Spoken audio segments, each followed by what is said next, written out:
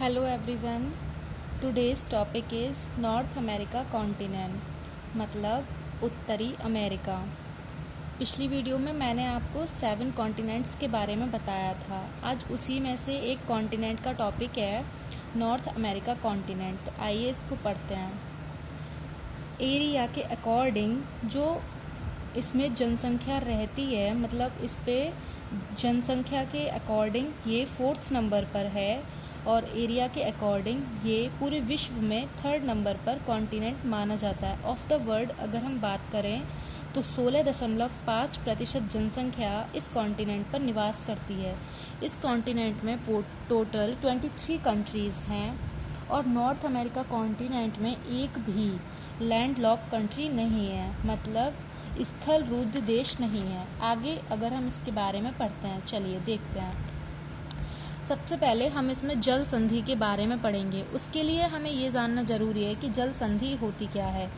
तो पानी का ऐसा भाग जो 2 स्थल और 2 जल वाले भागों को जोड़ता है उसे हम स्ट्रेट बोलते हैं, यानी जल संधि। 2 लैंड एरिया और 2 वाटर एरिया। तो देखिए इसमें हमारी संधि कहाँ है।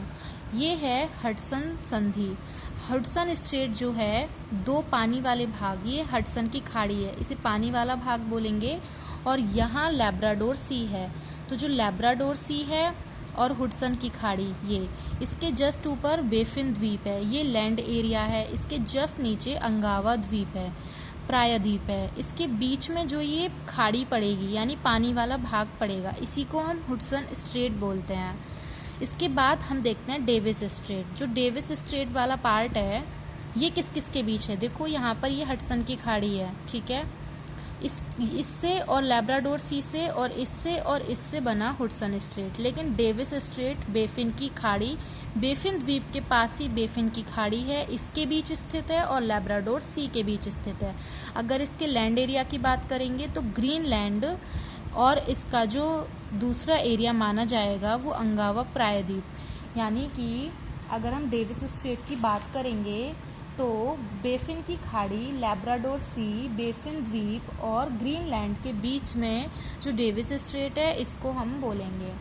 आगे इसमें यहाँ पर ये वाला जो पार्ट है हमारा, ये इसको बोलते हैं अलास्का और ये इसके ऊपर है रसिया। तो इधर बेरिंग सी है रशिया के और इधर चुक्की सी है। ये लैंड एरिया है रसिया और अलास्का भी लैंड एरिया है। इसके बीच में यहाँ पर बेरिंग स्ट्रेट है जिसे हम बेरिंग की संधि बोलते हैं। आगे हम इसमें पढ़ेंगे चैनल्स। चैनल्स क्या होते हैं? बिल्कुल इसी की तरह होते हैं, जल संधि की तरह, लेकिन पानी का बड़ा भाग बोल सकते हैं, जैसे हम बड़ा। इसके जस्ट नीचे यहाँ पे मैक्सिको की खाड़ी है। पूरा कॉन्टिनेंट आप देखिए एक बार, यहाँ पर ये छोटे छोटे द्वीप बने हुए हैं, नाम है इनका, इसको बोलेंगे फ्लोरिडा। ये है युकांटन, यहाँ पर क्यूबा है, हयाती है, डोमिनिकन है, प्यूर्टो है, जैमिका है और बरमूडा है। तो देखिए इसको पढ़ते हैं। फ्लोरिडा जो चैनल है, फ्लोरिडा ये है और क्यूबा के बीच में जो ये जो चैनल है इसको बोलेंगे हम फ्लोरिडा चैनल। ये युकांटन है, युकांटन और क्यूबा के बीच में ये येलो कलर से जो मैंने बनाया है इसको बोलेंगे युकांटन चैनल।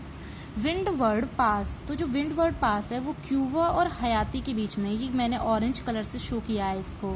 उसके बाद डोमिनिकन और प्यूर्टो रिको के बीच में जो चैनल आपको दिख रहा है लाइट ग्रीन कलर से, इसे बोलेंगे डोमिनिकन चैनल, डोमिनिकन पास चैनल भी बोल सकते हैं आप इसको। इसमें बरमूडा है, ये फ्लोरिडा है और एक पॉइंट और है इसमें प्यूर्टो रिको।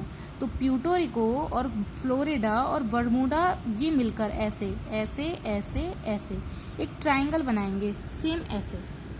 इधर जो मैंने बनाया है फ्लोरिडा, बरमूडा, प्यूर्टो रिको, इसको बोलते हैं बरमूडा त्रिभुज। और जो बरमूडा त्रिभुज है वो मैग्नेटिक फील्ड का इतना ज़्यादा इफेक्ट माना जाता है कि अगर इसके ऊपर कोई भी ऑब्जेक्ट अगर पास भी होता है तो इसको अपनी तरफ अट्रैक्ट कर लेता है। अब हम अलास्का रेंज के बारे में पढ़ेंगे। अलास्का रेंज में 3 रेंज हम पढ़ेंगे। इसमें ये जो अलास्का रेंज है इसकी सबसे ऊंची चोटी को बोलते हैं माउंट मिकनेली या इसे डेनाली भी बोलते हैं। इसकी ऊंचाई 6198 मीटर है। ये नॉर्थ अमेरिका की सबसे ऊंची चोटी मानी जाती है। उसके बाद बीच में है, सबसे ऊपर है ब्रूक्स रेंज। इसके मिडिल पार्ट को बोलते हैं युकान वैली। क्या बोलते हैं? युकान वैली।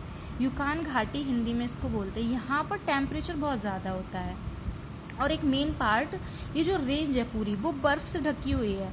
ये बर्फीला क्षेत्र है। अब ये बर्फीला भी क्षेत्र है, यहाँ पर टेम्परेचर भी ज़्यादा है, तो यहाँ पर धुएँ उठते हैं। तो इसको हम वैली ऑफ 1000 स्मोक भी बोलते हैं, हज़ारों धुआरों की घाटी, क्योंकि यहाँ पर पानी मतलब बर्फ़ भी है और टेम्परेचर भी बहुत ज़्यादा है, तो धुएँ से उठते हैं। आगे हम इसके बारे में, रेंज के बारे में पढ़ेंगे। तो देखिए यहाँ पर ये है, जो मैंने पर्पल कलर से शो किया है, ये है रॉकी माउंटेन। ये है हमारा, इसको बोलेंगे कोस्टल रेंज। इसके जस्ट नीचे कास्केड रेंज, और ये लाइट ग्रीन कलर से जो बनाया है इसका नाम है सियरा नेवादा, ये भी एक रेंज है। इसके जस्ट नीचे है हमारा, ये मैक्सिको आ जाएगा, ये यूएसए, इस पार्ट को कनाडा बोलते हैं।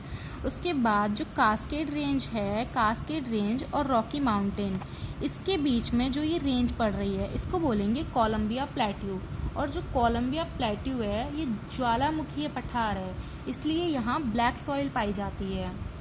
इसके बाद अगर हम आगे बढ़ते हैं तो सियरा नेवादा और रॉकी माउंटेन के बीच में ये जो डार्क ग्रीन कलर से आपको दिख रहा है इसको बोलेंगे ग्रेट बेसिन डेजर्ट। उसके जस्ट नीचे सियरा नेवादा और ये देखो, ये जो ब्राउन कलर से शो किया गया है, सियरा नेवादा और रॉकी माउंटेन के बीच में एक और रेंज पड़ती है, इसको बोलते हैं कोलोराडो प्लेट्यू। उसके बाद मैक्सिको और कनाडा, मैक्सिको और यूएसए की बाउंड्री पर एक डेजर्ट पड़ता है जिसका नाम है चिहुआहुआ डेजर्ट। ये यूएसए और मैक्सिको की बाउंड्री पर पड़ता है। अच्छा, इस पूरा जो रेंज हमने ये पढ़ा है इसको क्या बोलेंगे? ग्रुप ऑफ माउंटेन को क्या बोलते हैं? कॉर्डिलेरा। क्या बोलते हैं? कॉर्डिलेरा। उसके बाद अगर हम इसमें पढ़ेंगे मैदानी भाग, तो जो रॉकी माउंटेन है आपका, रॉकी माउंटेन, यहाँ इसको बोलेंगे एप्लांशियन रेंज। इसके बीच में, दोनों के बीच में ये बोलते हैं इसको मैदानी भाग। तो मैदानी भाग ये हो गया। इसके बाद अगर हम इसमें पढ़ते हैं, अच्छा, जो अलास्का है वो किसके लिए फेमस है? परमाफ्रॉस्ट के लिए। अब परमाफ्रॉस्ट क्या है? जो अलास्का है ये परमाफ्रॉस्ट के लिए फेमस है। ये क्या है? यह एक प्रकार का फ्रोजन ग्राउंड है, अर्थात मिट्टी के नीचे जमी हुई बर्फ होती है। यहाँ पे पदार्थ होते हैं, क्लाइमेटिक चेंज की वजह से जो बर्फ होती है वो पिघलती है, जिसमें कार्बन भी मेल्ट होते हैं और कार्बन का इमिशन होता है, अर्थात कार्बन उत्सर्जन बढ़ता है। वैसे नॉर्वे में भी परमाफ्रॉस्ट की स्थिति बनती है, यूरोप कॉन्टिनेंट के नॉर्वे में, क्योंकि वहाँ भी बर्फीला क्षेत्र है। जहाँ भी बर्फीला क्षेत्र है वहाँ ये परमाफ्रॉस्ट की कंडीशन बनेगी। उसके बाद अगर हम देखें कनाडा का नॉर्थ वाले भाग को हम क्या, अब हम कनाडा के बारे में पढ़ते हैं। तो कनाडा के नॉर्थ वाले भाग को हम क्या बोलते हैं? कैनेडियल शील्ड। और यहाँ का 40% एरिया कनाडा का शंकुधारी वन पाए जाते हैं, कॉनीफेरस फॉरेस्ट पाए जाते हैं यहाँ पे। और जो कनाडा है वो अखबारी कागज़ यानी कि न्यूज़ प्रिंट के लिए बहुत फेमस है। उसके बाद अगर हम पढ़ें तो कनाडा और यूएसए किसके द्वारा अलग होते हैं? मतलब कि एक बाउंड्री है, तो इस बाउंड्री का नाम है 49 पैरेलल लाइन। और इसमें इसकी बाउंड्री पर कुछ लेक्स हैं, लेक सुपीरियर, ह्यूरोन, ओंटारियो और मिशिगन। इसके जस्ट, इसमें पूरा का पूरा मिशिगन जो है वो यूएसए में स्थित है, और इरी, ये कुछ लेक्स हैं। तो ग्रेट लेक बोलते हैं इन झीलों को। क्या बोलते हैं? Great lake.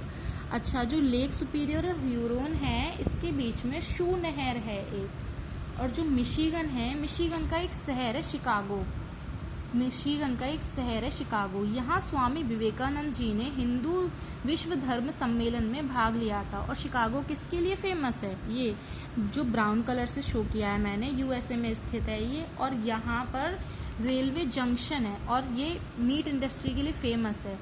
और जो यहाँ पर जो रेलवे जंक्शन है वो विश्व का सबसे बड़ा रेलवे जंक्शन है। वैसे कनाडा में और भी झीलें हैं जिसका नाम है Great Bear Lake, Great Slave Lake, Athabasca, Great Reindeer Lake और विनीपिग लेक। जो ग्रेट बियर लेक है वो रेडियम के लिए प्रसिद्ध है और ग्रेट स्लेव लेक से गोल्ड निकाला जाता है। बाकी ये तीनों लेक निकल और कॉपर के लिए फेमस हैं। आइए इसके बाद पढ़ते हैं हम यूएसए के बारे में। यूएसए की कैपिटल क्या है? Washington DC. यहाँ पे कुछ हेड ऑफिस हैं जो इम्पोर्टेंट हैं, जैसे कि इंटरनेशनल मॉनिटरी फंड का हेड ऑफिस है और वर्ल्ड बैंक का। न्यूयॉर्क में, न्यूयॉर्क किस नदी के किनारे स्थित है? तो न्यूयॉर्क यहाँ है, देखो और न्यूयॉर्क के पास कौन सी नदी है? हुडसन की नदी। वॉशिंगटन डीसी किस नदी के किनारे स्थित है? वॉशिंगटन डीसी इसकी राजधानी है, तो ये इसके पास कौन सी रिवर है? Potomac river. न्यूयॉर्क में बहुत सी ऊंची ऊंची इमारतें हैं, इसलिए न्यूयॉर्क को गगनचुंबी इमारतें कहते हैं। और न्यूयॉर्क में रेलवे स्टेशन, जो कि विश्व का सबसे बड़ा रेलवे स्टेशन है, जिसका नाम है ग्रांड टर्मिनल रेलवे स्टेशन है। अच्छा, यहाँ पर ही एक लॉस एंजल्स सिटी है यूएसए में, बिल्कुल इसके बॉर्डर पर मान के चलिए आप, लॉस एंजल्स सिटी। ये हॉलीवुड के लिए बहुत फेमस है और ये एक ड्राई शहर है और इसी वजह से यहाँ पर वायुयान परीक्षण होते हैं। यहाँ पर एक डेथ वैली है, मृत घाटी जिसे बोलते हैं। ये यूएसए का सबसे गहरा स्थान है और यहाँ का टेम्परेचर भी बहुत ज़्यादा होता है डेथ वैली का, 63 डिग्री सेंटीग्रेड, इसलिए इसे डेथ वैली यानी मृत घाटी बोलते हैं। यहाँ इन सैन फ्रांसिस्को भी है, यहाँ पे सैन, ये जो ब्लू कलर से आपको दिख रहा है सैन फ्रांसिस्को, ये भी है यहाँ पर। और ये आईटी इंडस्ट्री के लिए फेमस है। यूएसए के और भी आइलैंड्स हैं, जैसे यहाँ पर हवाई द्वीप और होनोलुलु। ये यहाँ पर एक्टिव वॉल्केनो पाए जाते हैं, जैसे क्लायू, मोनालाओ। लास्ट बचा हमारा मैक्सिको। जो मैक्सिको ये जो देश है, ये विश्व का सबसे बड़ा चांदी उत्पादक देश है। उसके बाद मैक्सिको के आगे जब हम बढ़ते हैं तो ये पनामा इस्थमस है, इसके नीचे साउथ अमेरिका कॉन्टिनेंट है। तो पनामा इस्थमस ही है जो कि नॉर्थ अमेरिका कॉन्टिनेंट इसको और साउथ अमेरिका कॉन्टिनेंट को जोड़ता है।